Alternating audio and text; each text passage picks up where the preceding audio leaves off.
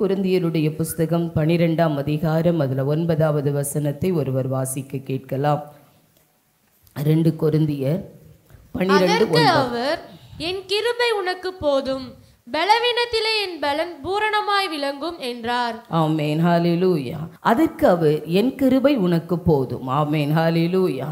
நம்ம இந்த எப்பொழுதுமே எனக்கு ஒரு வாஞ்சை இருக்கும், வாக்குத்தத்தம் அந்த மாதத்து அந்த வருஷத்தில் ஒரு வார்த்தை கொடுத்தாங்கன்னா அந்த வார்த்தையை வச்சு பிரசங்கிக்கணும், ஆண்டவருடைய வார்த்தையை எடுக்கணும்னு எனக்கு எப்போதுமே ஒரு தாகம் இருக்கும்.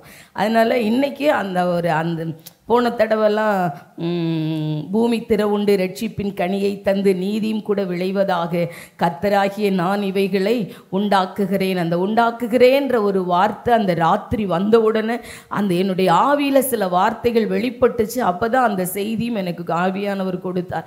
அதே போல் இந்த வார்த்தை புறப்படும் போது என் கிருபை உனக்கு போதும் அப்படின்னு ஆண்டவர் பேசின உடனே என் உள்ளத்திற்குள்ளே இருந்து ஆவியானவர் சில காரியங்களை எனக்குள்ளே போட்டதினால் அந்த வார்த்தையை தான் இன்றைக்கு நான் உங்களோடு கூட பகிர்ந்து கொள்ளும்படி ஆவியானவர் உதவி செய்வாராக. ஆமென், ஹல்லேலூயா.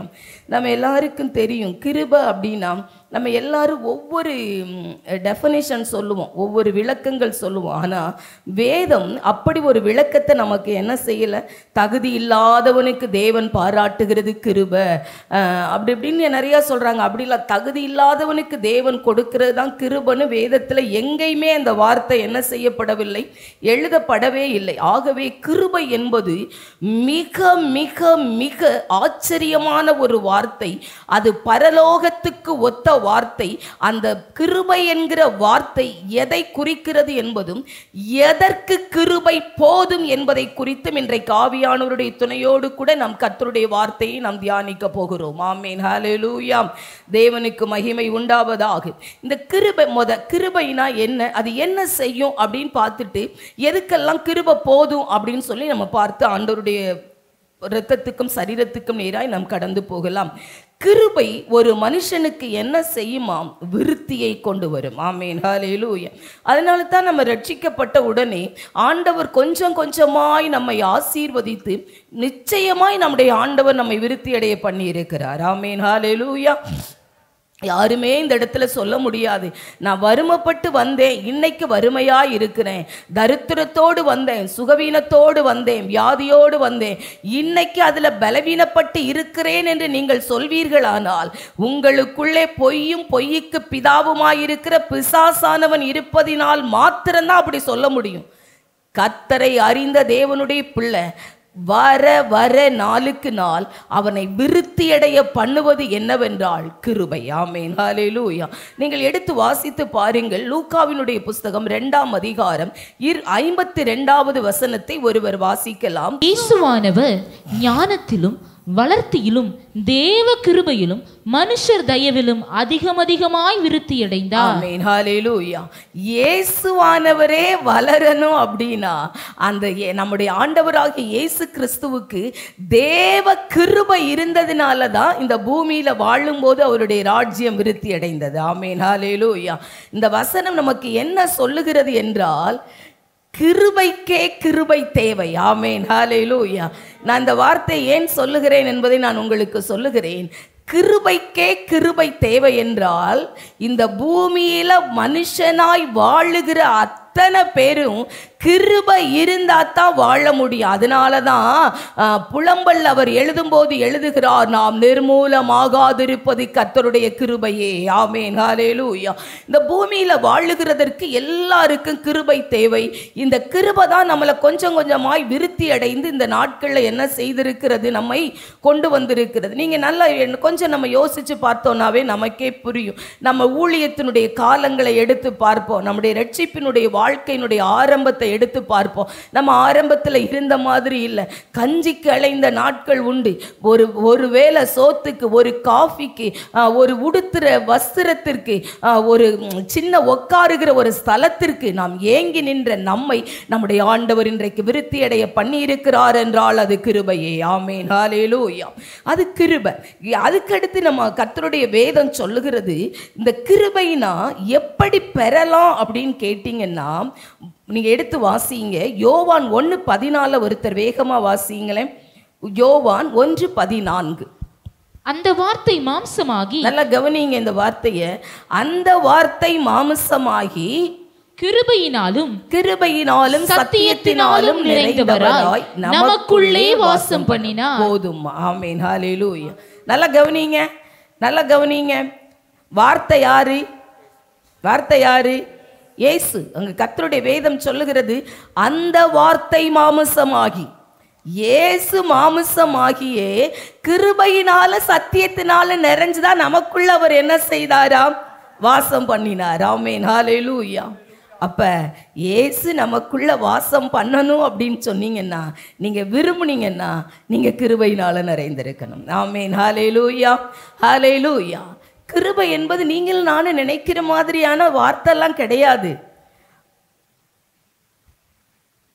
பாவத்தை செஞ்சிட்டா இயேசு மன்னிச்சிருவாருப்பா, அதான் கிருபை.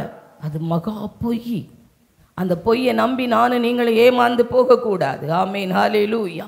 வார்த்தை மாம்சமாகி கிருபையினாலும் சத்தியத்தினாலும், வார்த்தை இயேசுவே கிருபையினாலும் சத்தியத்தினாலும் நிறைஞ்சாதான் இந்த பூமியில அவர் வாசம் பண்ணி நமக்குள்ள அவர் என்ன செய்ய முடியுமா? வாசம் பண்ண முடியும். அப்ப நமக்குள் தேவன் வாசம் பண்ண வேண்டுமானால், கர்த்தருடைய வேதம் சொல்லுகிறது, கர்த்தருடைய சபையானது, கர்த்தருடைய ஜனமானது கிருபையினால் நிறைந்திருக்கணும். ஆமென். ஹல்லேலூயா. ஹல்லேலூயா. அப்ப எப்படி இந்த கிருபையை நம்ம பெறலாம்? ஆமென். கிருபையெல்லாம் சும்மாலாம் பெறவே முடியாது. ஆமென். ரட்சிப்பு ஒன்றே இலவசம். அதுவும் இயேசுவினிடத்தில் வந்து வாயினால் அறிக்கையிட்டு இருதயத்தினால் விசுவாசிக்கிறவனுக்கு தான் ரட்சிப்பு உண்டாகும். ஆமென். ஹல்லேலூயா. ஹல்லேலூயா. தெரியுமா இந்த சத்தியம்?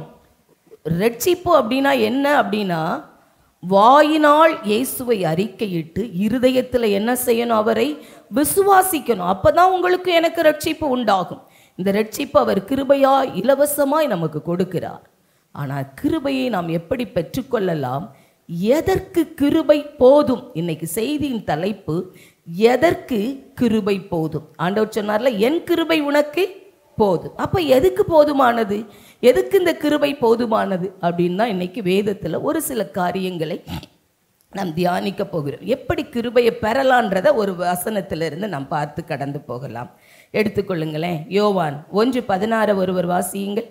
அவருடைய பரிபூரணத்தினால் நாம் எல்லாரும் கிருபையின் மேல் கிருபை பெற்றோம். கைகள் தட்டி ஆண்டவருக்கு நன்றி சொல்லுங்களேன். ஆமென். ஆமென். நல்ல சத்தியத்தை மாத்திரம் கவனிங்க.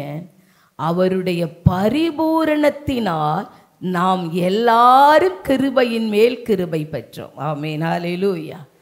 நம்ம யாரும் நம்ம பலத்தினால, நம்ம பரிசுத்தத்தினால, நம்ம செய்த, நாம் கொடுத்த விலை கிரயத்தினால அப்படிலாம் நமக்கு கிருபை கிடைக்கல.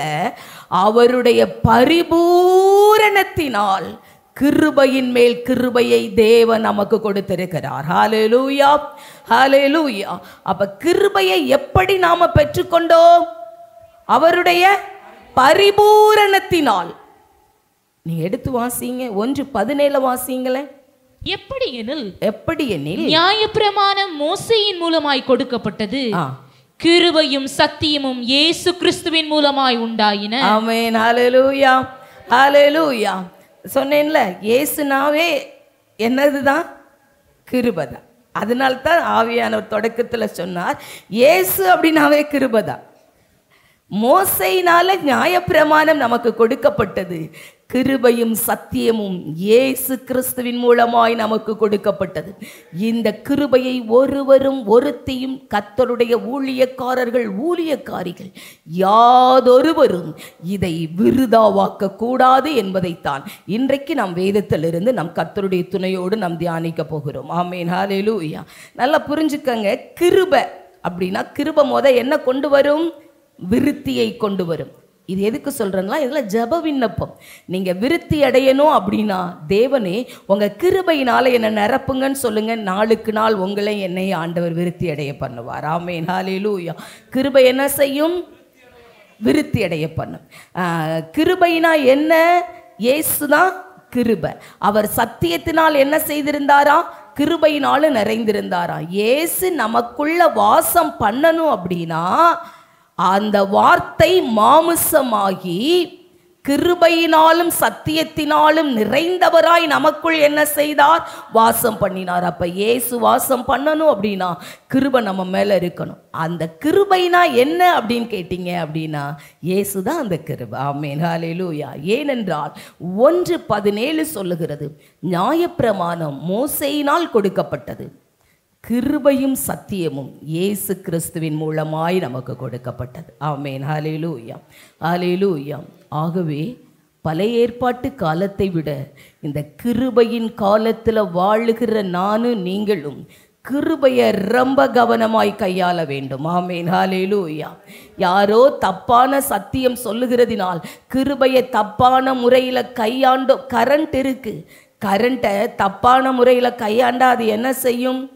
தூக்கி வீசிரும். இயேசு கிறிஸ்துவின் மூலமாய் உங்களுக்கும் எனக்கும் கொடுக்கப்பட்ட கிருபையை தப்பாய் கையாளுவோமே ஆனால் அது நமக்கு ஆபத்தை கொண்டு வரும். ஆகவேதான் இன்றைக்கு பரிசுத்த ஆவியானுடைய துணையோடு கூட கிருபை எதற்கு போதுமானது என்பதை குறித்து நாம் இன்றைக்கு தியானிக்கலாம். ஒரு காரியத்தை நம்ம பரிசுத்த ஆவியானுடைய துணையோடு தியானிக்க போகிறோம். கிருபை என்னத்துக்கு போதுமானது அப்படின்னு கேட்டீங்கன்னா நல்லா கவனிங்க. ஆக்கினை தீர்ப்புக்கு தப்ப கிருபை போதுமானது. எழுதி கொள்ளலாம். ஆக்கினை தீர்ப்புக்கு தப்ப கிருபை போதுமானது. ஆமென். இன்னைக்கு நிறைய பேர் சொல்றாங்க கிருபை இருந்தா நம்ம மேல ஆக்கினை என்ன செய்யாது. கிருபையின் காலம் பாயுது. நீ குடிக்கலாம், வெறிக்கலாம், விபச்சாரம் செய்யலாம், வேசித்தனம் செய்யலாம், திருடலாம், பொய் சொல்லலாம், கொள்ளையடிக்கலாம், என்ன வேணாலும் செய்யலாம். இது கிருபையின் காலம். இயேசு சிலுவையில எல்லாத்தையும் செஞ்சு முடிச்சிட்டாரு. அதனால இந்த கிருபையின் காலத்துல நம்ம என்னனாலும் செய்யலாம் அப்படின்னு போதிக்கிறார்கள். ஆனால் பரிசுத்த ஆவியானவர் நமக்கு அப்படி எழுதி தரவில்லை. உன்னை ஆக்கினை தீர்ப்புக்கு தப்புவிக்க கிருபை போதுமானது. ஆமென், ஹல்லேலூயா.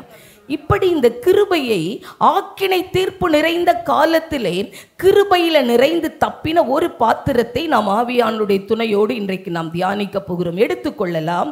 ஆதியாகமத்தினுடைய புஸ்தகம் 6வது அதிகாரம் 8வது வசனத்தை ஒருவர் வாசிக்க கேட்கலாம். நோவாவுக்கோ கர்த்தருடைய கண்களில் கிருபை கிடைத்தது. ஆமென், ஹல்லேலூயா. இது நமக்கு எல்லாருக்குமே நல்ல ஒரு தெரிஞ்ச பகுதி. ஆமென். இதுல இருந்து இன்னைக்கு ஒரு காரியத்தை நாம் ஆவியானுடைய துணையோடு தியானிக்க போகிறோம். நோவாவுக்கோ கர்த்தருடைய கண்களில் என்ன கிடைத்ததாம்? கிருபை கிடைத்தது.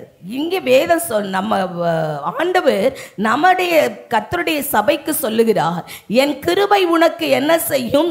போதும். பலவீனத்தில் அது என்ன செய்யும்? உனக்கு பூரணமாய் விளங்கும். ஆனா பழைய ஏற்பாட்டு காலத்தில் ஒரு மனிதனுக்கு தேவனுடைய கண்களில் என்ன செய்ததாம்? கிருபை கிடைத்தது. நீங்க ஏன் இந்த மனிதனுக்கு கிருபை கிடைத்தது, எப்படிப்பட்ட மனிதனுக்கு தேவன் கிருபை பாராட்டுகிறார் என்பதை இன்றைக்கு நாம் தியானிக்க போகிறோம். எடுத்துக்கொள்ளலாம். எபிரேயருடைய புஸ்தகம் 11ஆம் அதிகாரம் அதுல 7வது வசனத்தை ஒருவர் வாசிக்க கேட்கலாம். விசுவாசத்தினாலே, நல்லா கவனிங்கம்மா, வாசிங்க. நோவா தற்காலத்திலே காணாதவைகளை குறித்து தேவ எச்சரிப்பு பெற்று பயபக்தி உள்ளவனாகி தன் குடும்பத்தை இரட்சிப்பதற்கு பேழையை உண்டு பண்ணினான். அதனாலே அவன் உலகம் ஆக்கினைக்குள்ளானதென்று தீர்த்து விசுவாசத்தினால் உண்டான நீதிக்கு சுதந்திரவாளியானான். ஆமென், ஹல்லேலூயா.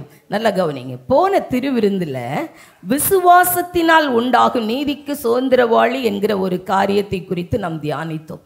இன்னைக்கு இதே வசனம் தான் நம்முடைய ஆண்டவர் இன்னும் வேறு வழியா என்ன செய்கிறார்? நம்மோடு கூட பேசுவார்.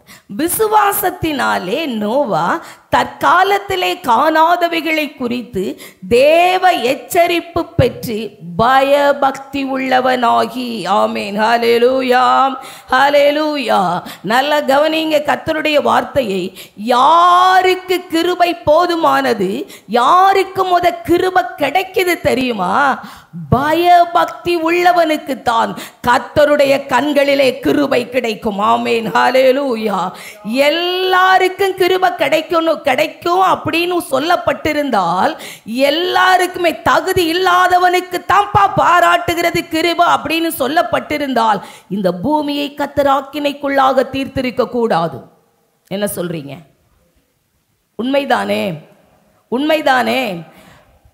தகுதி இல்லாத ஒருவனுக்கு பாராட்டுகிறது கிருபை என்று சொல்வோமே, ஆனால் தகுதியே இல்லாம அந்த பூமியில வாழுவதற்கு, பரிசுத்தம்னா அவனுக்கு என்னன்னு தெரியாது, தேவன் என்றால் என்னன்னு தெரியாது, பாவத்தையும் பரிசுத்தத்தையும் பகுத்து பார்க்க தெரியாது, நீதியையும் அநீதியையும் பகுத்து பார்க்க தெரியாதவனும் இந்த பூமியில வாழ்ந்திருக்க வேண்டும். ஆனால் கர்த்தருடைய வேதம் சொல்லுகிறது, 6:9 சொல்லுகிறது, நோவாவுக்கோ கர்த்தருடைய கண்களில் என்ன செய்ததாம்? கிருபை கிடைத்தது. எப்ப தெரியுமா கிருபை கிடைத்தது? ஒரு மனிதன் பயபக்தி உள்ளவனாயிருக்கும் போது அவனுக்கு கர்த்தருடைய கண்களிலே நீ வேண்டிக் கொள்ளாமலே கர்த்தர் அந்த கிருபையை கட்டளையிடுகிறார். ஆமென், ஹல்லேலூயா. எத்தனை பேர் ஆமென் சொல்றீங்க? ஆமென், ஆமென். பயபக்தி உள்ளவனுக்கு அவருடைய கண்களில் கிருபை கிடைத்து, அடுத்து வேதம் சொல்லுது, அவன் உலகம் ஆக்கினைக்குள்ளானது என்று தீர்த்து. உலகம் எல்லாம் இப்ப என்ன செஞ்சிருச்சு? அழிஞ்சு போச்சு. ஒரு ஜீவராசிகள் இல்லை இந்த பூமியில. நோவாவும் நோவாவின் சந்ததிகள் மாத்திரம் இருந்தார்கள் என்றால், கிருபை அவர்களை நியாய தீர்ப்புக்கு தப்புவித்தது. ஆமென், ஹல்லேலூயா, ஹல்லேலூயா. எல்லாரும் செத்து போயிட்டாங்க, எல்லாரும் அழிஞ்சு போயிட்டாங்க. காக்கா எல்லாம் செத்து போச்சு. காக்கால இருந்து, கழுகுல இருந்து, குருவில இருந்து எல்லாம் போயிருச்சு.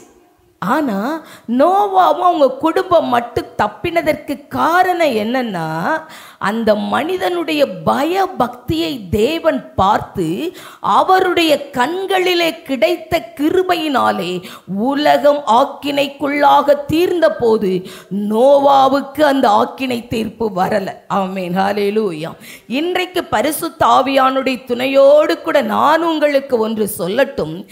தேவனுடைய கிருபை உங்களுக்கு கிடைக்கணும்னா நமக்கு பயபக்தி இருக்கணும். ஆமென். என் கிருபை உனக்கு போதும் அப்படின்னு ஆண்டவர் சொல்லியிருக்கிறார்ப்பா, அதனால எனக்கு கிருபை இருக்கு. நெவர், அப்படிலாம் எழுதலை, அப்படிலாம் எழுதப்படவே இல்லை. ஒரு மனிதன் தேவன் மேல பயபக்தியா இருக்கணும். நாளுக்கு நாள் அவன் பயபக்தியில என்ன செய்யணும்? வளரணும். நல்லா கவனிங்க. நம்ம ஆண்டவருக்கு பயப்படுறோம்ப்பா, ஆண்டவர் மேலே பயபக்தியாக இருக்கிறோம் அப்படின்னா எதை வச்சு நம்மளை ஐடென்டிஃபை பண்ணிக்கிறோம், நம்மளை பற்றி தெரிஞ்சுக்குவோம். நான் பக்தி உள்ளவன், அடுத்தவங்க சொல்ல வேண்டாம் நான் பக்தி எம்மடி பிரியம் அவ்வளவு பக்தி உள்ளவ அப்படின்னு பக்கத்து வீட்டுக்காரவங்க சொல்ல வேண்டாம். நம்ம சொல்லணும். நம்ம பக்தி எப்படி சொல்லுவோம்? நான் பக்தியான பொண்ணு அப்படின்னு, எப்படி நான் பக்தியான பையன் அப்படின்னு நீங்கள் எப்படி உங்களை கண்டுபிடிப்பீங்க? என்னம்மா? என்னது? சத்தமாக தான் சொல்லுங்கப்பா. ஆண்டவருக்கு அதைத்தான் இங்கே வேதமே அப்படித்தானே சொல்லுது. பயபக்தின்னு தான் சொல்லுது. பயம் பிளஸ் பக்தி, பயபக்தி அப்படின்னு சொல்லுது. ஆமென். எப்படி கண்டுபிடிப்போம்? சரிப்பா, நோவாவுக்கு ஆண்டவருடைய கண்களில் தயை கிடைத்தது. எபிரேயர் 11:7 சொல்லுது, அவன் பயபக்தி உள்ளவனாகி தன் குடும்பத்தை ரட்சிக்க பேழையை உண்டு பண்ணி உலகம் ஆக்கினைக்குள்ளானது என்று தீர்த்து விசுவாசத்தினால் உண்டாகும் நீதிக்கு அவர் என்ன செய்தாரா? சுதந்திரவாளியானார். அப்போ அவருடைய எதை பார்த்து ஆண்டவர் அந்த கிருபை அவர் கொடுத்தாரு? Very nice. Amen, hallelujah. நம்முடைய நடத்தை தான் சபையே, நம்முடைய சுவாபங்கள் தான். தேவனுடைய கண்கள்ல உங்களுக்கும் எனக்கும் கிருபை கிடைக்கணும் அப்படின்னா நம்முடைய சுவாபங்கள் நல்லா இருக்கணும், நம்முடைய நடத்தை நல்லா இருக்கணும், நம்முடைய செயல்பாடுகள் நல்லா இருக்கணும். ஞாயிற்றுக்கிழமை இன்னைக்கு யாத்தாடி இன்னைக்கு தான்ப்பா லீவு, இன்னைக்கு கூட கொஞ்சம் நேரம் நல்லா தூங்கிட்டு, எனக்கு அந்த பழக்கம் ஞாயிற்றுக்கிழமை இருக்காது, எனக்கு ஒரு சுவாபம் இருக்கும், எந்திரிக்கவே முடியாமல் தூக்கம் வரும். அதுவும் ஒரு மாத்திரை வேற போடுவேன்னா அதனால ரொம்ப தூக்கம் வரும். அந்த தூக்க கலக்கம் முடிஞ்ச உடனே அப்பா அந்த வேலை இருக்க இந்த வேலை இருக்குன்னு வேக வேகமா என்ன செய்வோம், அந்த வேலையை முடிப்போம். அது சாதாரண நாள்னா ஏதோ ஓகே ஓடி முடியும். அதுக்கு முன்னே சமாதானம் கட்டுரும். 8:30 மணிக்கு இங்கிட்டு ஒரு ஆளுக்கு பசிக்கும், 7:15 அங்கிட்டு ஒரு ஆளுக்கு பசிக்கும். ஒருத்தவங்க பிஸ்கட் எடுத்து அப்போத்தான் நம்ம கண் பார்க்க தின்னுட்டு இருப்பாங்க. எனக்கு அல்சர்மா, உங்களுக்கு தெரியாதாம்மா அப்படின்னு ஒரு ஆள் கேட்கும் நம்மள்கிட்ட. இதே பழக்கத்தை எப்பா நான் தினமும் டெய்லி வேலைக்கு போயிடுறேன், ஞாயிற்றுக்கிழமை தான் லீவு, அதனால 9 மணி வரை தூங்கிட்டு பஸ்ஸில் வரும்போதே பல்லு விளக்கிக்கிறலாம், பைக்கில் போகும்போதே ட்ரெஸ் மாற்றிக்கலாம். சிலர் சர்ச்சுக்கு முன்னாடி பட்டன் போடுறீங்களாமே, என்னப்பா கொடுமையாக இருக்குது இது. எப்பா ஞாயிற்றுக்கிழமை அப்படின்னா நம்ம ஒன்றை மனசில் நினச்சிடணும், இது எனக்குரிய நாள் அல்ல, என் ஆண்டவருக்கு உரிய நாள். இந்த சிந்தை உள்ளவன் பயபக்திக்கு உரியவன். இந்த சிந்தை உள்ள தேவனுடைய பிள்ளை பயபக்திக்கு உரியவள். கர்த்தருடைய வேதம் சொல்லுகிறது, யாருக்கு ஆண்டவர் கிருபை பாராட்டுகிறார், யாருக்கு கர்த்தருடைய கண்களில் கிருபை கிடைக்குது, பயபக்தி உள்ளவனுக்கு. நீங்கள் எடுத்து வாசியுங்களேன், யோனாவினுடைய புஸ்தகம், அதில் 1வது அதிகாரம் 9வது வசனத்தை ஒருவர் சீக்கிரமாய் வாசியுங்கள். யோனா 1:9. யோனாமா, அதற்கு அவன், நான் எபிரேயன், சமுத்திரத்தையும் பூமியையும் உண்டாக்கின பரலோகத்தின் தேவனாகிய கர்த்தரிடத்தில் பயபக்தி உள்ளவன் என்றான். ஆமென், ஹல்லேலூயா. நல்லா கவனிங்க, நமக்கு நோவா அண்ணனை பற்றி நல்லா தெரியும். யோனாவை குறித்து நல்லா என்ன செய்யும் தெரியும், நல்லாவே தெரியும். இவர் எங்கே தூங்கிட்டு இருந்தாராம், கப்பலுக்கு அடித்தட்டில் தூங்கிக்கிட்டு இருந்தாராம். காத்தடிக்குது, மழை பெய்யுது, கப்பல்லாம் அலைக்கழிக்குது, பொருளெல்லாம் தூக்கி வீசுகிறாங்க, ஆனால் நல்லா தூங்கிட்டு இருக்காரு. இப்போ மாலுமி கேட்குறாங்க, கப்பற்காரர்கள் அப்படின்னு போட்டிருக்கு வேதத்தில், ஒருவேளை கூட்டாக இருந்து பார்ட்னராக அந்த கப்பல் செஞ்சுருப்பாங்க போல. அவங்க எல்லாரும் ஓடி ஆண்டவரே கப்பலை, மனுஷன் தப்புறானோ இல்லை, என் கப்பலாவது என்ன செய்யட்டும், தப்பட்டுன்னு சொல்லிட்டு ஓடி பார்த்தா அவர் தூங்குறாரு. அப்போ கேட்குறாங்க, நீ யாரப்பா? அப்போ இவர் சொல்றாரு, நான் எபிரேயன், சமுத்திரத்தையும் பூமியையும் உண்டாக்கின பரலோகத்தின் தேவனாகிய கர்த்தரிடத்தில் பயபக்தி உள்ளவன். மெய்யாகவே யோனா கர்த்தரிடத்தில் பயபக்தி உள்ளவன். ஆமென், ஹல்லேலூயா. அவர் ஓடினது அதெல்லாம் வேறு ஒரு பகுதி, அதுக்குள்ள நம்ம போக வேண்டாம். அவர் பயபக்தி உள்ளவன் என்று உணர்ந்த பொழுதுதான் அங்கே கர்த்தருடைய வேதத்தில் அவர் எழுதுகிறார், பொய்யான மாயையை பற்றி கொள்ளுகிறவர்கள் தங்களுக்கு வரும் கிருபையை என்ன செய்கிறார்களாம், போக்கடிக்கிறார்கள். எப்ப உணர்ந்தார் தெரியுமா? நான் பயபக்தி உள்ளவன், நான் எபிரேயன், வானத்தையும் பூமியையும் சமுத்திரத்தையும் உண்டாக்கின ஆண்டவரிடத்துல பயபக்தி உள்ளவன் என்ற ஒரு உணர்வு வந்தவுடனே கர்த்தருடைய வார்த்தைக்கு மீறி போகிறேன். ஆனா இப்படி ஒரு சம்பவம் நடக்கு, ஆனா நான் பயபக்தி உள்ளவனாச்சே அப்படின்னு நினைச்ச உடனே தான் அவர் சொல்லுகிறார், பொய்யான மாயை பற்றி கொள்ளுகிறவர்கள் தங்களுக்கு வருகிற கிருபையை போக்கடிக்கிறார்கள் என்று சொல்லி கர்த்தரை துதித்தவுடனே மீன் கரையில அவரை கக்கினதாய் கர்த்தருடைய வேதம் சொல்லுகிறது. ஆமீன், ஹல்லேலூயா, ஹல்லேலூயா. நல்ல கவனிங்க, யாருக்கு ஆண்டவருடைய கண்களில் கிருபை கிடைக்கும் அப்படின்னு சொன்னீங்கன்னா கர்த்தர் மேல பயபக்தி உள்ளவனுக்கு. ஆமென், ஹல்லேலூயா. போகிறோம், போஸ்டராக ஒட்டியிருக்கு, நம்ம ஊரில் ஒட்டல, வெளியில் ஒட்டியிருக்கிறாங்க. நிறைய இடத்துல போனால் பார்க்குறோம், அங்கே அப்படி சொல்லவே முடியல, அசிங்கமான போஸ்டர்லாம் ஒட்டியிருக்காங்க. நம்ம பார்த்துட்டோம், அது ஆட்டோமேட்டிக்காக நம்முடைய கண் என்ன செஞ்சிருச்சு. நல்லா கவனிங்க வாலிபர்கள், இப்போ எல்லாரும் கவனிங்க. ஏதோ பார்த்துட்டோம், மறுமுறை அதை என்ன செய்யக்கூடாது, பார்க்கக்கூடாது. அதான் பயபக்தி. ஆனால் உள்ளுக்குள்ள ஒரு உணர்வு சொல்லும், ஒரு எண்ணம் உள்ளுக்குள்ள வரும், யாருன்னு தெரியலையே, அவன் முடி இப்படி சுற்றி போட்டிருந்தாலே, உதட்டில் இப்படி செவப்பா இப்படி தொங்குற மாதிரி போட்டிருந்தாலே, ஒருவேளை லிப்ஸ்டிக்கா இல்லைன்னா அது என்ன செரி பழத்தையே போட்டாலோ, அது லேசாக அங்கதான் பிசாசு நமக்கு கண்ணி வைக்கிறான், நம்முடைய பய பக்தியை கவிழ்க்க பார்க்கிறான். ஆனா ஆண்டவர் அங்க கிருபையை அனுப்பி அந்த பாவத்துக்கு நம்மை விலக்கி காக்கிறார். அதுக்கு பேர் தாமா கிருபை. ஆமென், ஹல்லேலூயா. அதனாலதான் ரோமருடைய புஸ்தகத்துல பவுல் எழுதும் போது எழுதுகிறார், பாவம் பெருகின இடத்தில் கிருபை பெருகிற்று, அதனால பாவம் செய்யலாமோ? அப்படி செய்யக்கூடாதே.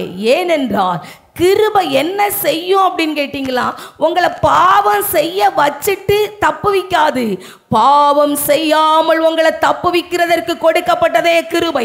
அதனாலதான் கர்த்தருடைய வேதத்தில் நோவாவை குறித்து ஆண்டவர் சொல்லுகிறார், உலகம் ஆக்கினைக்குள்ளானது என்று தீர்ந்து, உலக ஆக்கினைக்குள்ளாக தீர்ந்துரும்.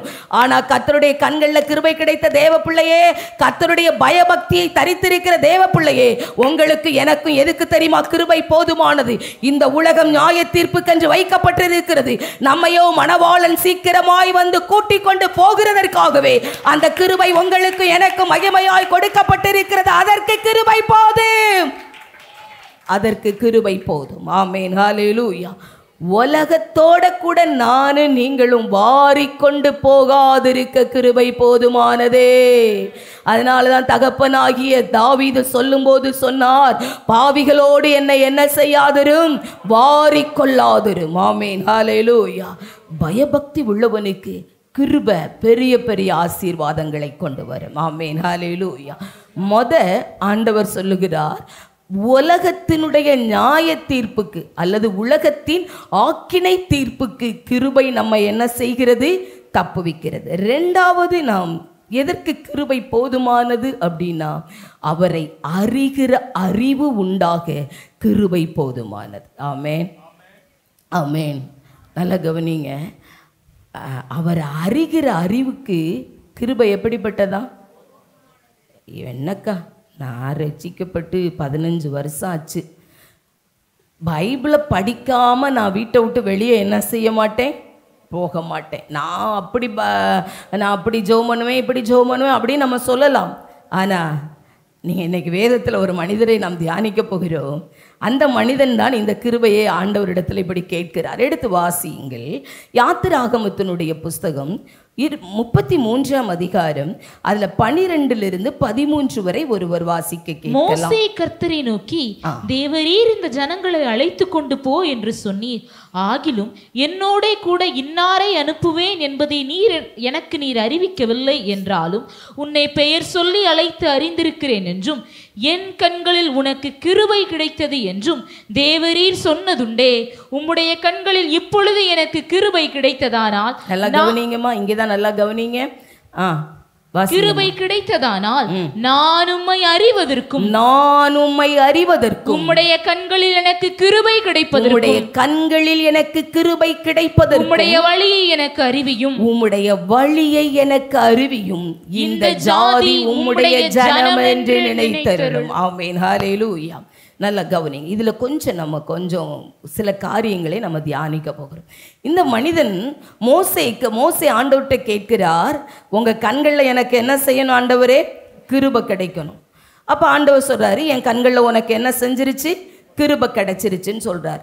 அப்ப கிருபை கிடைச்சதோட நல்லா இருப்பியே ஆண்டவரே போதும் எனக்கு அப்படின்னு இவர் என்ன செய்யல, சொல்லல. ஆனா இன்னொரு காரியத்தை அவர் கேட்கிறார். நான் கடந்த நாளில் இதை வாசிக்க எனக்கு ஆவியானவர் இந்த அடியை எனக்கு கொடுத்த போது எனக்கு ரொம்ப ஆச்சரியமா இருந்துச்சு. எப்படி தெரியுமா, இவர் கேட்கிறார், உம்முடைய கண்களில் இப்பொழுது எனக்கு கிருபை கிடைத்ததானால் நான் உம்மை அறிவதற்கும். ஆமென், ஹல்லேலூயா. நல்லா கவனிங்களேன். இந்த வார்த்தையை மோசே எப்படி கேட்டார்னே தெரியல. ஏன் தெரியுமா, மோசேயை கொண்டு போய் தானே ஆண்டவர் 10 அற்புதங்களை செஞ்சார் எகிப்தில்.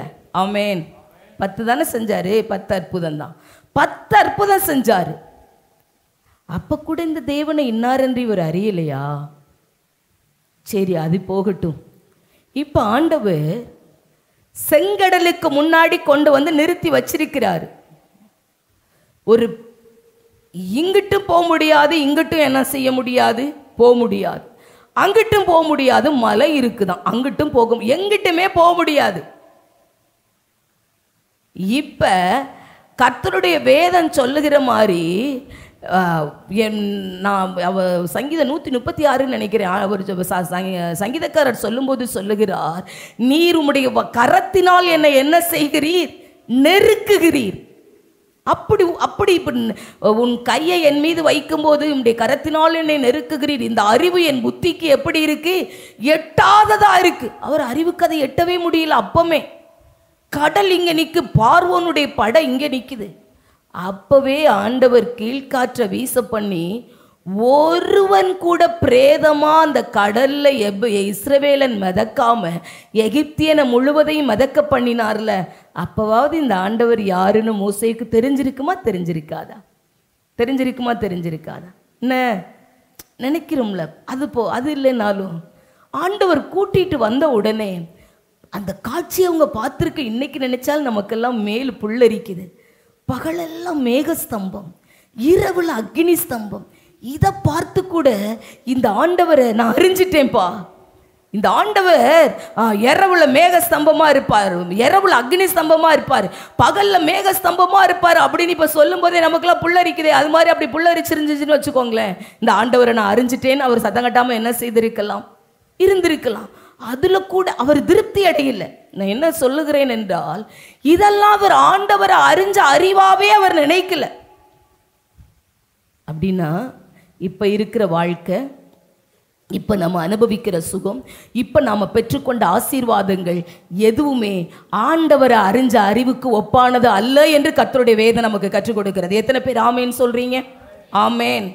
அது அல்ல தேவ பிள்ளைய தேவனை அறிகிற அறிவு, அது அல்ல தேவனை அறிகிற அறிவு.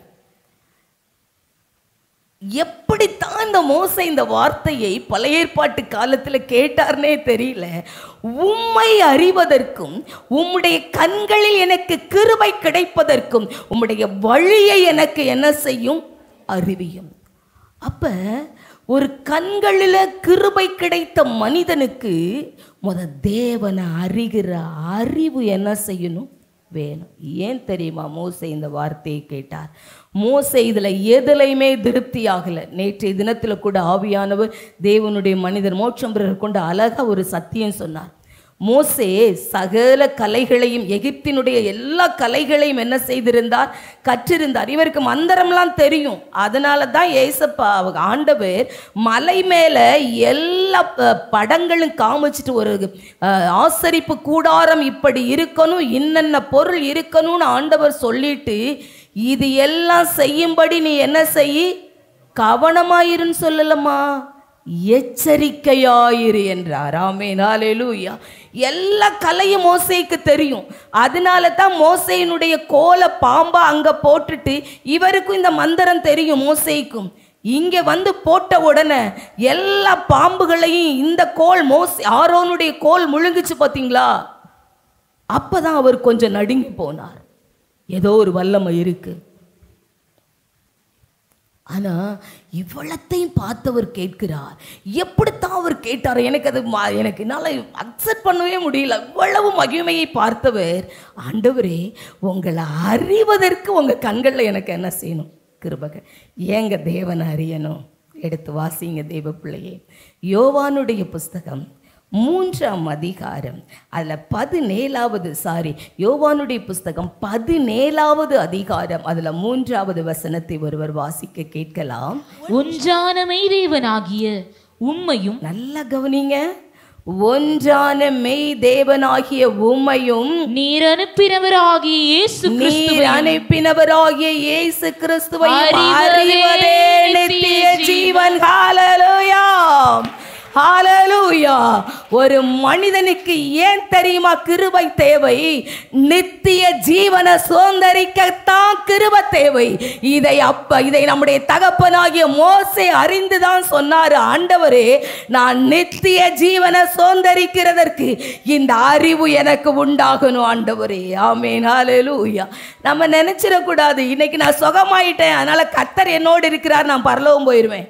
அன்னைக்கு பசியா இருந்தேன், இன்னைக்கு பட்டினியா இருந்தேன், இன்னைக்கு 10 காசு என்கிட்ட இருக்கு, 4 ஜனம் கேட்க அனாமத்தா கிடந்தேன், இன்னைக்கு இன்னாரா இப்படின்னு சொன்ன உடனே எங்க வீட்டுக்கு வராதவங்களாம் வந்துருவாங்கல்ல, எங்க வீட்டில் ஏதாச்சும் ஒண்ணுன்னா எங்க வீட்டுக்கு முன்னவங்களாம் வரவே மாட்டாங்க. இப்ப நாங்க கொஞ்சம் காசு பணமா இருக்க பத்தியலா, எங்களை ஆண்டவர் ஆசீர்வச்சிருக்கார் பத்தியலா, அதனால எல்லாரும் ஐயோ அதை பார்த்து சபையே நானு நீனு ஒரு நாள் திருப்தி அடைந்திடக்கூடாது. இது அல்ல தேவனுடைய ஆசீர்வாதம்.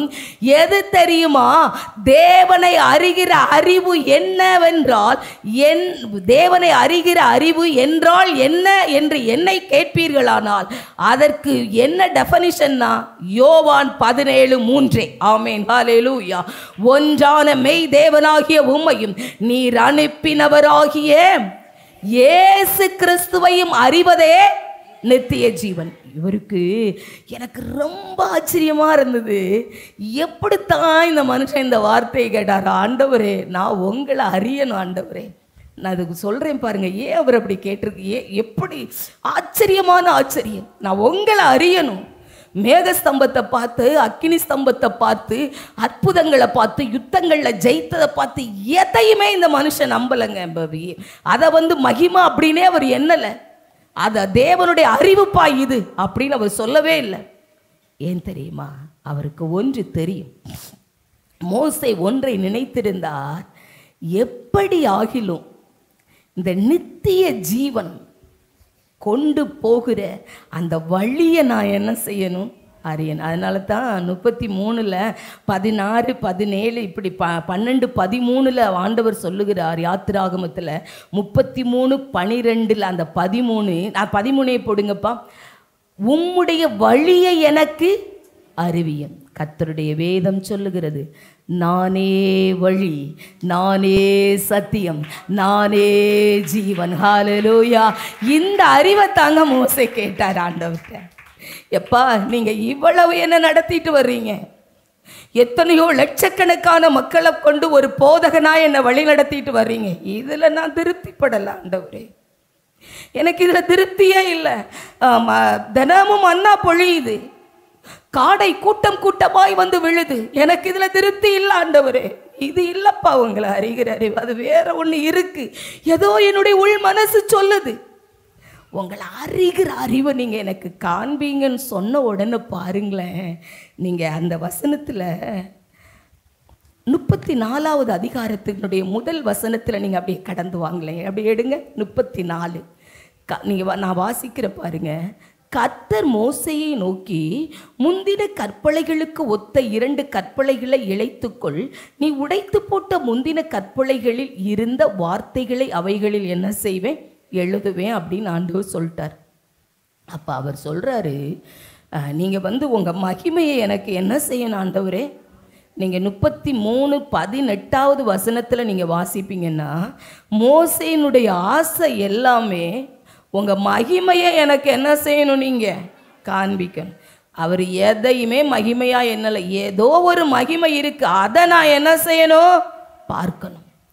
அப்போ தான் ஆண்டவர் சொல்கிறாரு, அப்பா அந்த 33 பகுதிகளை வாசிச்சோன்னா, மோசே நீ அறிகிற அறிவை கேட்கறதுலாம் வாஸ்தவம் தான், நல்லது தான், உன் ஆசைலாம் நல்லது தான். ஆனால் அந்த அறிவை அந்த மகிமையை பார்த்தின்னு வச்சுக்கோயேன், செத்தே போயிடுவேன். ஆமென், ஹல்லேலூயா. அதனால நீ என்ன பண்ணு, கண்மலையில் நில்லு. கண்மலையில் நிற்கும்போது அங்கே ஒரு இடம் இருக்கும். அந்த இடத்துல நான் என் கரத்தால் நான் உன்னை என்ன செஞ்சுக்கிருவேன், மூடிக்கிருவேன். அப்போ நல்லா கவனிங்க, அந்த வசனத்தினுடைய பின் பகுதிகளை பார்த்தீங்கன்னா, என் மகிமை கடந்து போகும்போது நான் உன்னை அந்த கண்மலையின் வெடிப்பிலே வைத்து நான் கடந்து போகும் மட்டும் என் கரத்தினால் உன்னை மூடுவேன். ஆமென், ஹல்லேலூயா. இவர் கேட்டது உங்களை அறிகிற அறிவு ஆண்டவரே. நான் உங்களை அறியணும். வழி என்கிற அந்த சத்தியமாகிய இயேசுவை நான் பார்க்கணும். அவர் எப்படி இருப்பார்னு நான் பார்க்கணும். அந்த மகிமை எப்படி இருக்கணும் என் கண்ணார காணணும் அப்படின்னு அவர் சொல்லுகிறார். அப்ப ஆண்டவர் சொல்றார், அப்பா நீ பார்த்தா செத்துருவ, ஆனா கண்மலையில ஒரு இடம் இருக்கு, அந்த இடத்துல நீ வந்து நில்லு, என் கரத்தால நான் உன்னை மூடிக்கொள்ளுகிறேன். என் மகிமை கடந்து போகும்போது நான் உன்னை மூடுவேன். அதுக்கு அடுத்த வசனம் போடுங்கப்பா. பின்பு அந்த கரத்தை எடுப்பேன், அப்பொழுது நல்லா கவனிங்க, அப்பொழுது என் பின் பக்கத்தை காண்பாய், என் முகமோ காணப்படாது என்றார். ஆமென், ஹல்லேலூயா. என்ன தெரியுமா, வேத பண்டிதர்கள் சொல்லுகிறாங்க, நம்முடைய ஆண்டவர் இந்த பூமியில பிதானால வந்து வாசம் பண்ணவே முடியாது. ஆமென், ஹல்லேலூயா. இது ஒருவரும் சேரக்கூடாத ஒளியில் வாசம் பண்ணுகிற வல்லமை நம்முடைய பிதாவானவர். ஆமென், ஹல்லேலூயா. கவனிக்கிறீங்களா? சத்தியத்தை கவனிக்கிறீங்களா? பிதாவானவர் பூமியில வந்து யாரோடையும் வாசம் பண்ண முடியாது. அது ஒருவரோடும் சேரக்கூடாத ஒளி. அந்த ஒளியின் பிரகாசத்தை பார்த்தா நீ செத்து போயிடுவ. அதனால இந்த பூமியில வாசம் பண்ணும்படி வார்த்தையாகிய மாமிசத்தை ஒன்று நான் வச்சிருக்கிறேன். தீர்க்க தரிசனம் ஒன்று இருக்குது. உன் வித்துக்கும் அவள் வித்துக்கும், உனக்கும் அவளுக்கும் நான் என்ன செய்வேன், பகையை உண்டாக்குவேன் என்கிற ஒரு தீர்க்க தரிசனம் இருக்கு. அதுக்கு ஒத்த ஒருவர் இந்த பூமியில வந்து என்ன செய்ய முடியும், வாசம் பண்ண முடியும் என்பதை மோசேக்கு அந்த அறிவுக்கு வெளிப்படுத்துவதற்காகத்தான் ஆண்டவர் சொல்லுகிறார், கண்மலையில் வந்து நெல்லு, நீ இயேசுக்குள்ளே வந்து நின்றுப்பா, அவர் உன்னை கரத்தால் மூடிக்கொள்வார், என் மகன் உன்னை மூடிக்கொள்வான். என் மகிமை கடந்து போகும்போது அவர் முகத்தை நீ இப்போ பார்க்க முடியாது, பின்பக்கத்தை காண்பாய். ஏன் தெரியுமா? வல்லுனர்கள், வேதத்தின் வரலாற்று ஆசிரியர்கள் சொல்லும்போது சொல்லுகிறார்கள், மோசே கண்ட பின்புறம் என்ன தெரியுமா, வாரினால் அடிபட்ட இயேசுவினுடைய காயங்களை அவர் கண்டாராம். ஆமென், ஹல்லேலூயா. அதுக்கப்புறம் தான் வேதம் சொல்லுது, அவர் கடந்து போகும்போது கத்து கத்து கத்து தயவுள்ளவர், இரக்கமுள்ளவர், அவருடைய சுவாபங்கள் எல்லாம் சொல்லப்படுகிறது. அதனால தான் மோசேக்கு ஒரு ஆசை இருந்துச்சு, நான் இந்த ஆசீர்வாதத்தை பார்த்துலாம் நான் மயங்கலை ஏசப்பா, ஆண்டவரே ஒரு மகிமை இருக்கு, நான் இந்த பூமியில ஓட்டத்தை ஓடி முடிப்பதற்கு முன்பாகவே அந்த மகிமையை நான் பார்க்கணுன்றது வாஞ்சிச்சதுனால தான் அவருடைய பின்முகத்தை அவர் காண்பித்தார். இன்றும் இப்போ உங்களுக்கு இன்னொரு விதமாய் சொல்லுகிறேன், மோசேக்கு ஒரு தாகம், மோசேக்கு ஒரு ஏக்கம், எப்படி ஆகிலும் ஆண்டவரே நான் நித்திய ஜீவனை நான் சுதந்தரிக்கணும். ஆமென், ஹல்லேலூயா. தேவனை அறிகிற அறிவு ஒண்ணுதான் உங்களை என்னையும் நித்திய ஜீவனுக்குள் என்ன செய்யும், கொண்டு போய் முடிக்கும். நீங்கள் நினைக்கலாம், நம்ம காணிக்க கொடுக்கிறோம், ஊழியம் செய்கிறோம், ஏதோ செய்கிறோம், அதனால நானும் நீங்களும் பரலோகத்துக்கு போயிடலான்னு தப்பாலாம் என்ன செய்யக்கூடாது, கணக்கு போடவே கூடாது. கிருபை ஒன்றுதான் ஒரு தேவனுடைய பிள்ளையை பரலோகத்திற்குள்ளே கொண்டு போய் சேர்க்கும். அதனால தான் ஏசாயா தீர்க்கன் சொல்லும்போது சொல்லுகிறார், நம்முடைய நீதி அழுக்கும் அழுக்கும் கந்தையுமானது. ஆமென், ஹல்லேலூயா. நம்முடைய நீதி எப்படிப்பட்டதாம், அழுக்கும் கந்தையுமானது. இதை கொண்டு போயெல்லாம் பரலோகத்திற்குள்ள நானும் நீங்கள் வாசம் பண்ண முடியாது. எது தெரியுமா நம்மை பரலோகத்திற்குள்ளே கொண்டு போய் சேர்க்கும், தேவனை அறிகிற அறிவை உண்டாக்குகிற அந்த நித்திய ஜீவன் வேணும் அப்படின்னா ஒரு தேவனுடைய பிள்ளைக்கு அவரை அறிகிற அறிவு இருக்கணும். ஆமென், ஹல்லேலூயா. ஒரு தேவ மனிதன் எழுதும்போது எழுதுகிறார், பரலோகத்துக்குள்ள நாம் போனா நாம நினைச்சிருப்போமா இன்னார் பரலோகத்துல இருப்பாங்க அப்படின்னு நினைச்சிருப்போமா, அங்கே அவர்களை நாம் பார்க்க மாட்டோமா, இன்னார் கண்டிப்பா பரலோகத்துக்கு போயிருக்க மாட்டாங்க அப்படின்னு நினைச்சா அந்த மனிதன் அந்த பரலோகத்துக்குள்ள இருப்பானா? ஏன்னா கிருபை ஒரு மனிதனை எப்படி சுமந்து போகும் என்று உங்களுக்கும் எனக்கும் என்ன செய்யாது, தெரியாது. ஆகவே ஒரு தேவனுடைய பிள்ளை நித்திய ஜீவனை சுதந்தரிப்பதற்கு தேவனை அறிகிற அறிவு போதுமானது. ஆமென், ஹல்லேலூயா, ஹல்லேலூயா. ஆண்டவர் சொல்லுகிறார், ஆக்கினை தீர்ப்புக்கு தப்ப கிருபை போதுமானது. இரண்டாவது கர்த்தர் சொல்லுகிறார், தேவனை அறிகிற அறிவுக்கு கிருபை போதுமானது. ஆமேன். ஹல்லேலூயா, ஹல்லேலூயா. நாம் இன்னும் ஒரே ஒரு காரியத்தை நாம் தியானித்து ஜெபித்து முடித்து விடலாம். ஆமேன். ஹல்லேலூயா, ஹல்லேலூயா. எடுத்துக்கொள்ளுங்கள். மூன்றாவது ஒரு காரியம், இன்னும் ஒரே ஒரு காரியத்தை நான் சொல்லி கடந்து போயிடுறேன். இந்த கிருபை தான் என்ன செய்யுது அப்படின்னு கேட்டிங்கன்னா, கிருபை ஆண்டவரை நம் நடுவில் என்ன செய்யுமாம்? எழுந்தருள பண்ணும். ஆமேன். 34 யாத்திராகம் 34:9 சொல்லுது, கிருபை ஆண்டவரை நம் நடுவில் என்ன செய்யும்? எழுந்தருள பண்ணும். ஆமேன், ஆமேன். கிருபை என்ன செய்யுமா? பார்த்தீங்களா? ஆண்டவரே, உம்முடைய கண்களில் எனக்கு கிருபை கிடைத்ததானால் எங்கள் நடுவில் ஆண்டவர் எழுந்தருள வேண்டும். ஆமேன். அப்போ நம்ம வீட்டில் ஆண்டவர் இருக்கணும்னா என்ன இருக்கணும்? கிருபை இருக்கணும். கிருபை இருக்கணும்னா நமக்கு என்ன வாஞ்சை இருக்கணும்? தேவனை அறிகிற அறிவு இருக்கணும். ஆமேன். ஒரு ஆண்டவருடைய பிள்ளைனிடத்தில் போய் இன்னொருத்தர் கேட்டாரா, ஒரு ஆண்டவருடைய பிள்ளை, இயேசு எங்கே பிறந்தார்னு உனக்கு தெரியுமா அப்படின்னு கேட்டாரா. இவருக்கு எனக்கு தெரியாதுன்னு சொன்னாரா. அப்போ இன்னொருத்தர் வந்து சொன்னாரா, எனக்கு இயேசு எங்கே பிறந்தார்னு என்ன செய்யும் தெரியும். இயேசு பெத்லகேமில் என்ன செய்தார்? பிறந்தார் அப்படின்னு சொன்னார். அதுக்கு இவன் சொன்னானா, இயேசு எங்கே பிறந்தாரோ பிறக்கலையோ என் உள்ளத்திற்குள்ளே பிறந்திருக்கிறார், அது மட்டும் எனக்கு நல்லா என்ன செய்யும் தெரியும். ஆண்டவர் நம் நடுவில் எழுந்தருளணும் அப்படின்னா வேதாமம் என்னன்னு அது என்ன சொல்லுவோம்? வேதம் என்ன செய்யக்கூடாது? ஓதக்கூடாது. வேதம் பேசவும் கூடாது. வேதத்தின்படி நானும் நீங்களும் வாழ்ந்து காண்பிக்கணும். ஆமீன். ஹல்லேலூயா. கிருபை நம்மளை ஆண்டவரை நம் நடுவில் என்ன செய்யுமாம்? எழுந்தருள பண்ணும். இரண்டாவது, கிருபைதான் ஒரு தேவனுடைய பிள்ளையை விசேஷித்தவர்களாய் மாற்றும். ஆமேன். ஹல்லேலூயா. நீங்கள் யாத்ராகமம் அதே 34:9 10வது வசனத்தை ஒருவர் சீக்கிரமாய் வாசிக்கலாம். அதற்கு அவர் இதோ சீக்கிரமாய், நான் ஒரு உடன்படிக்கை பண்ணுகிறேன், பூமியெங்கும் எந்த ஜாதிகளிடத்திலும் செய்யப்படாத அதிசயங்களை உன் ஜனங்கள் எல்லாருக்கும் முன்பாகவும் செய்வேன். உன்னோட கூட இருக்கிற ஜனங்கள் எல்லாரும் கர்த்தருடைய செய்கையை காண்பார்கள். உன்னோட கூட இருந்து நான் செய்யும் காரியம் பயங்கரமாயிருக்கும். ஆமென். ஹல்லேலூயா. ஒரு பாத்திரம் தேவ கிருபையினால நிறைஞ்சிருக்கும் அப்படின்னா அந்த பாத்திரத்தை ஆண்டவர் விசேஷித்த பாத்திரமாய் ஆண்டவர் வைத்திருப்பார். ஆமேன். ஹல்லேலூயா, ஹல்லேலூயா. நம்மளை ஒரு காலமும் நம்முடைய ஆண்டவர் அலைந்து திரிய விடுகிற தேவன் அல்ல. ஆமேன். எத்தனை பேர் ஆமேன்னு சொல்றீங்க? உங்கள் நடுவில் தேவன் இருப்பாரே ஆனால், நீங்கள் கிருபைக்கு பாத்திரவான்களா இருப்பீர்களே ஆனால், தேவனை அறிகிற அறிவுக்கு நம்மை தாழ்த்தி நம்மை ஒப்பு கொடுப்போமே ஆனால், கர்த்தருடைய வேதம் சொல்லுகிறது அந்த ஜனமே விசேஷித்த ஜனம். ஆமேன். ஹல்லேலூயா, ஹல்லேலூயா. ஆகவேதான் அப்போஸ்தலனாகிய பவுல் சொல்லும்போது சொல்லுகிறார், கலாத்தியர் 2:21 நான் கிருபையை விருதாவாக்கவில்லை. ஆமேன். ஹல்லேலூயா. கலாத்தியர் 2:21 கிருபையை அவர் என்ன செய்யலையா?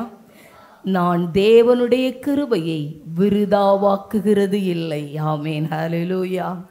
தேவனுடைய சபையே, கர்த்தருடைய வேதம் சொல்லுகிறது இந்த கிருபை சாதாரணமானது அல்ல. கிருபையை மாத்திரம் யோனாவை போல போக்கடிக்கிறவர்களாய், கிருபையை விருதாவாக்குகிற கூட்டத்தில் நானும் நீங்களும் இருப்போமே ஆனால் நம்முடைய வாழ்க்கை ரொம்ப பரிதபிக்கப்பட்டது. ஏனென்றால் கிருபை என்பது ஒரு குறிப்பிட்ட காலத்தில் கொடுக்கப்படுகிறது. கிருபை. ஆமேன். ஹல்லேலூயா. அதை இன்னொரு நாள் தியானிக்கலாம். நான் இன்னைக்கு முடித்து கொள்ளுகிறேன். கிருபையை கொடுக்கப்படும் போது அதை பிடித்து கொண்டு ஓடுகிற நீங்களும் நானும் தான் உலகத்தில் ஒளி வீசுகிற சுடர்களாயிருக்க கர்த்தர் உதவி செய்வார். அப்படியே தலைகளை தாழ்த்தி தேவனுடைய வார்த்தைக்கு நேராய் கர்த்தர் நம்மை நடத்துவாராக.